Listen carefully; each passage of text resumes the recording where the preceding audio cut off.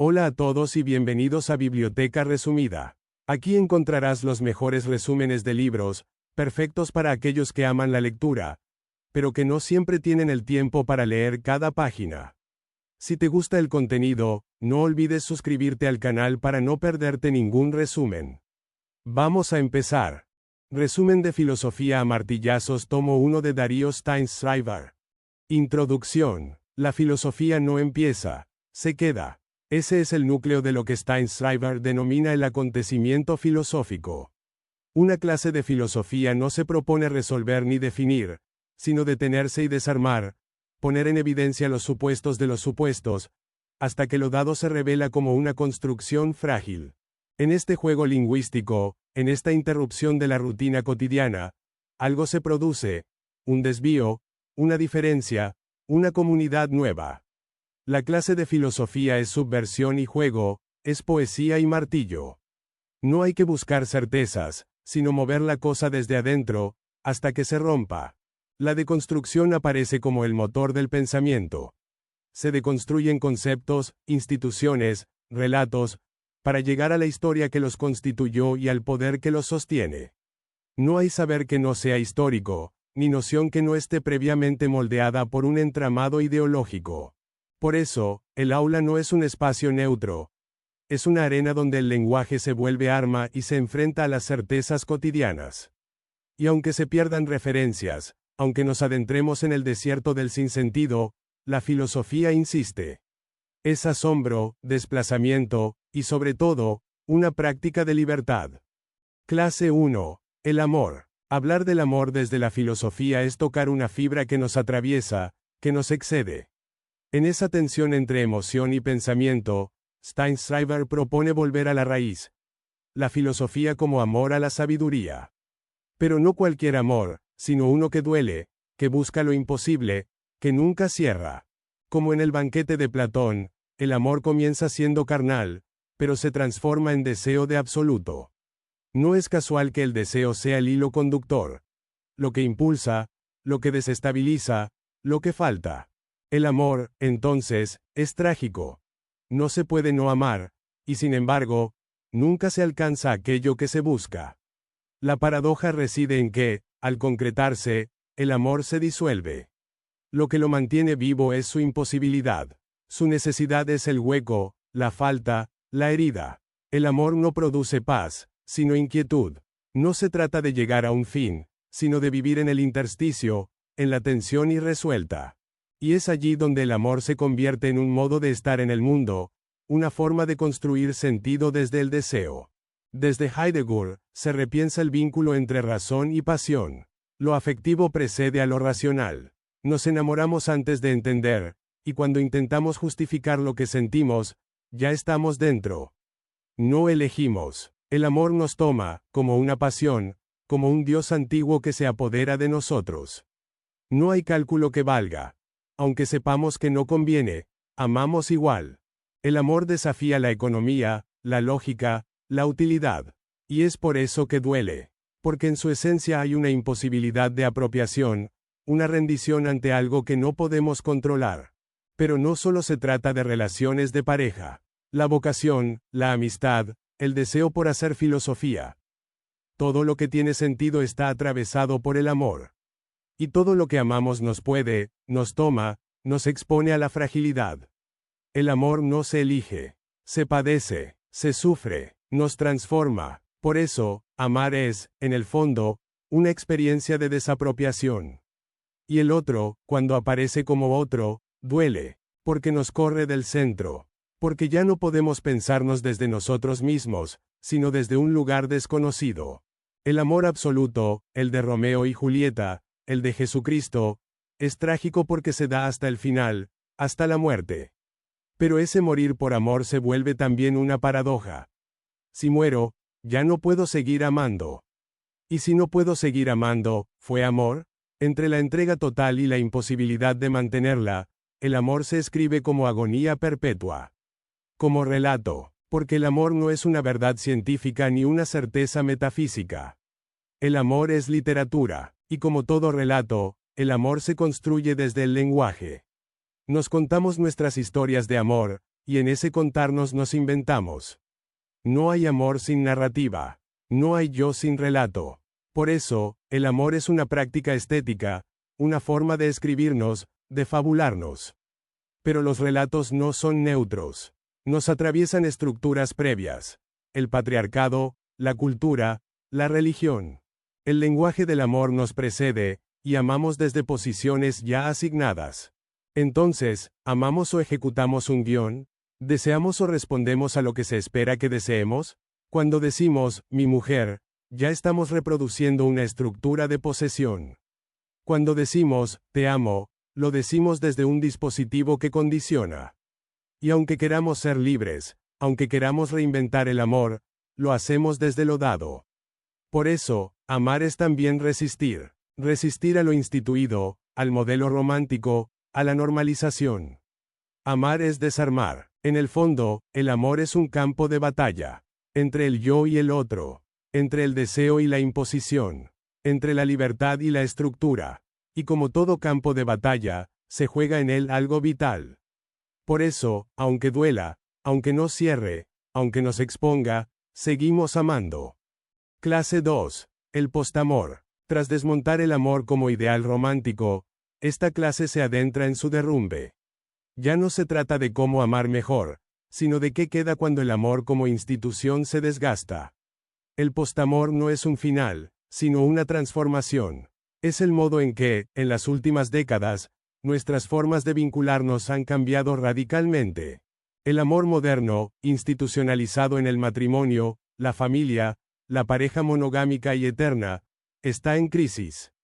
Y esa crisis no es solo emocional. Es también política, histórica, filosófica.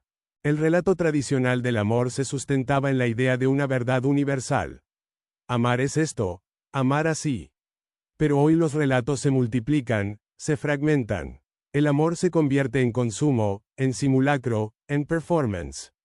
Las redes sociales, los algoritmos, las aplicaciones de citas, instauran una lógica donde el vínculo amoroso se vuelve efímero, fugaz, descartable. El amor se hace, scroll, se desliza, se consume, pero en esta aparente libertad, ¿no se esconde otra forma de normalización?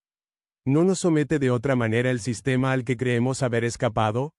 El postamor no es necesariamente emancipador. Puede ser también una forma de alienación. Al rechazar el amor romántico tradicional, se corre el riesgo de caer en un cinismo afectivo, donde todo vínculo es calculado, frío, instrumental. Y en esa lógica, el otro vuelve a desaparecer. La paradoja del postamor es que nace como crítica, pero puede terminar reforzando lo que quiere destruir. Porque en vez de cuestionar la posesividad del amor, puede terminar disolviendo todo lazo. Y sin lazo, sin comunidad, sin otredad, ¿qué queda? La autonomía extrema se vuelve aislamiento. Y el deseo, ese motor del amor, se convierte en una mercancía más. Se consume, se descarta, se reemplaza. Steinschreiber propone entonces una relectura crítica. No se trata de volver al amor tradicional, ni de celebrar el colapso de los vínculos. Se trata de pensar el amor, y su posversión, como dispositivos ideológicos. De preguntarnos por qué amamos como amamos. De desmontar las estructuras afectivas que nos atraviesan. De recuperar al otro como alteridad y no como reflejo de uno mismo.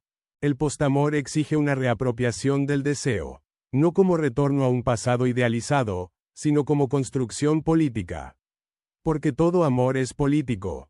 ¿A quién se ama? ¿Cómo se ama? ¿Qué se espera del amor? Son decisiones estructuradas por el contexto. Y por eso, amar, o dejar de amar, no es solo una cuestión privada. Es una intervención en el mundo, una forma de posicionarse frente al poder, la normatividad, el mercado. El postamor no debe ser cinismo, sino lucidez. No debe ser desencanto, sino responsabilidad. Se puede amar después del amor. Pero para eso, hay que pensar desde otro lugar. No hay recetas, solo preguntas. El amor, como decía al comienzo, nunca empieza. Y nunca termina. Clase 3. Dios. Dios no es un tema que se pueda abordar desde la neutralidad. Invocar a Dios es introducirse en una estructura simbólica que determina formas de vida, jerarquías, formas de poder, incluso modos de amar. Por eso, hablar de Dios es hablar también de política, de familia, de historia. Pero, ¿qué significa hoy la idea de Dios? La clase parte desde la experiencia más íntima, la fe, el consuelo, la pregunta por el sentido.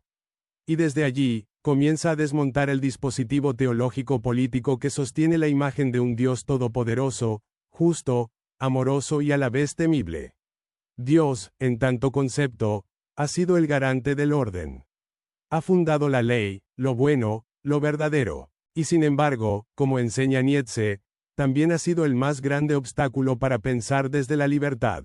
¿Se puede pensar a Dios sin religiones? ¿Sin iglesias? ¿Sin dogmas? ¿Puede existir Dios sin sus representantes? Y si no, ¿no será que lo que adoramos no es a Dios, sino a su estructura institucional? Steinschreiber recorre las distintas imágenes de Dios en la tradición occidental. El creador paternal del cristianismo, el Dios ausente del deísmo, el incognoscible del judaísmo, el amor universal del New Age. Pero en cada figura emerge una paradoja. Cuanto más perfecto es el Dios, más se aleja de nosotros. Cuanto más amoroso, más exige sumisión. Y cuanto más se habla en su nombre, más se reproduce la violencia. Entonces, ¿qué queda de Dios cuando lo desarmamos? ¿Podemos recuperar la experiencia espiritual, el asombro, la trascendencia, sin tener que pasar por una estructura religiosa?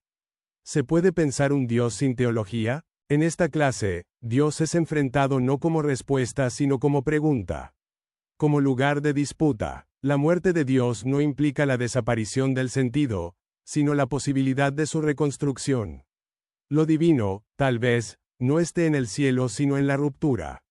En el acto de desobedecer. En el gesto ético de liberar al otro de toda totalización. El problema no es Dios. El problema es lo que se hace en su nombre. Clase 4. La verdad. La verdad, durante siglos, fue el centro alrededor del cual giró todo saber. Desde Parménides hasta Kant, la verdad era lo que debía descubrirse, desocultarse, mostrarse. Pero ¿qué ocurre cuando la verdad deja de ser una esencia y se convierte en una construcción? En esta clase se revisa el concepto de verdad como dispositivo filosófico. Desde la alegoría platónica de la caverna hasta la teoría de la verdad por correspondencia, pasando por la noción de coherencia y la pragmática, Steinschreiber va mostrando cómo cada forma de concebir la verdad supone un tipo de relación con el mundo. Y con el poder. Foucault, Nietzsche, Derrida. Los grandes desconstructores de la verdad son también quienes nos invitan a pensarla como régimen, como campo de batalla. La verdad no es lo que se corresponde con los hechos, sino lo que en un momento dado ha sido legitimado como verdadero. Hay una historia de la verdad, y como toda historia, está atravesada por relaciones de poder. Verdad y poder, entonces, no se oponen, se potencian. La verdad valida al poder, y el poder define qué es verdad. Por eso, cuando se afirma que algo es verdad, se está marcando un límite, se está clausurando una posibilidad. La verdad puede ser un acto de violencia simbólica, cuando se impone como única, cuando silencia otras voces, cuando cancela la pluralidad. Entonces, ¿qué lugar queda para el pensamiento crítico? Tal vez, la filosofía no deba buscar la verdad, sino incomodarla. No asumirla como dado, sino como pregunta. Lo que importa no es si algo es o no verdadero, sino qué efectos produce su enunciación. Porque toda verdad construye subjetividades, configura realidades, determina formas de vida. La verdad, entonces, no es la meta, es el escenario, y el desafío no es alcanzarla, sino desestabilizarla, para que otras verdades puedan emerger. Clase 5. La posverdad. En la era digital, la verdad ha mutado. Ya no importa si algo es cierto o no, importa si circula. La posverdad no es la mentira descarada, sino una verdad que ya no se sostiene en los hechos, sino en la emoción. Una verdad emocional, viral, personalizada. Esta clase analiza cómo el paradigma de la información ha dado paso al paradigma de la creencia. Las redes sociales, los medios de comunicación, los algoritmos, todos configuran una nueva forma de verdad que no necesita verificación, sino adhesión. Se cree porque se quiere creer. Se comparte porque se siente. La racionalidad se ve desbordada por la afectividad. Pero esta mutación no es ingenua. Es política. En la posverdad, la manipulación se vuelve invisible. Ya no se impone una verdad desde arriba, sino que cada sujeto vive encerrado en su burbuja de confirmación, creyendo que ha elegido libremente. La verdad se fragmenta, se multiplica, se banaliza. Todo es opinable, todo vale lo mismo, y en ese relativismo absoluto, el poder opera con eficacia inédita. Steinschreiber conecta esta lógica con el neoliberalismo afectivo. El sujeto ya no se define por lo que piensa, sino por lo que siente. Y el mercado le ofrece verdades a medida. El yo se vuelve consumidor de relatos que le devuelven una imagen idealizada de sí mismo. Y el otro desaparece, porque para que haya comunidad, debe haber una verdad compartida. La posverdad es, en el fondo, un síntoma de la crisis de lo común. Cuando ya no hay un mundo compartido, cuando cada uno vive en su burbuja, la verdad se disuelve.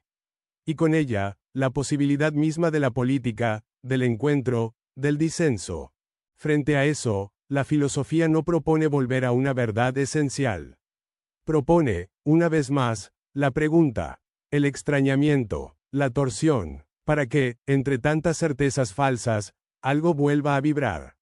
Clase 6. La democracia. La democracia es presentada como el sistema político por excelencia. Se la celebra, se la defiende, se la exporta. Pero, ¿sabemos realmente qué significa vivir en democracia? Esta clase cuestiona las formas instituidas de entender la democracia. ¿Es votar cada tanto? ¿Es la existencia de partidos? ¿Es la mera posibilidad de elegir entre opciones predefinidas? ¿No se habrá convertido la democracia en una fachada que oculta profundas desigualdades? Steinschreiber retoma la concepción griega de democracia como demos, pueblo, y kratos, poder, y muestra cómo ese poder del pueblo fue desactivado históricamente por el poder real. La democracia representativa moderna es en muchos sentidos una domesticación de esa idea originaria. Se vota, pero no se decide. Se participa, pero no se transforma. Pero además, la democracia se vuelve un significante vacío, apropiado por múltiples discursos. En nombre de la democracia se legitiman guerras, se justifican recortes de derechos, se venden modelos únicos. La democracia se vuelve ideología cuando deja de ser un proceso abierto para convertirse en un dogma. Entonces, ¿cómo democratizar la democracia? Tal vez, volviendo a su núcleo disruptivo, la igualdad radical. No como una consigna abstracta, sino como una práctica cotidiana. Democratizar no es solo votar. Es disputar el sentido común, es habilitar la palabra de los silenciados, es desarmar los privilegios. La clase concluye con una invitación a pensar la democracia no como un estado alcanzado, sino como un devenir. Una lucha permanente, una construcción colectiva que incomoda, que desestabiliza, que abre preguntas. Porque si la democracia no incomoda, entonces no es democracia, es orden. Y hasta aquí el resumen de hoy en Biblioteca Resumida. Espero que te haya gustado y que te animes a leer el libro completo. Si te pareció útil o interesante, no dudes en darle un pulgar arriba, eso nos ayuda muchísimo. También te invito a suscribirte al canal para que no te pierdas los próximos resúmenes. Gracias por vernos y hasta el próximo libro.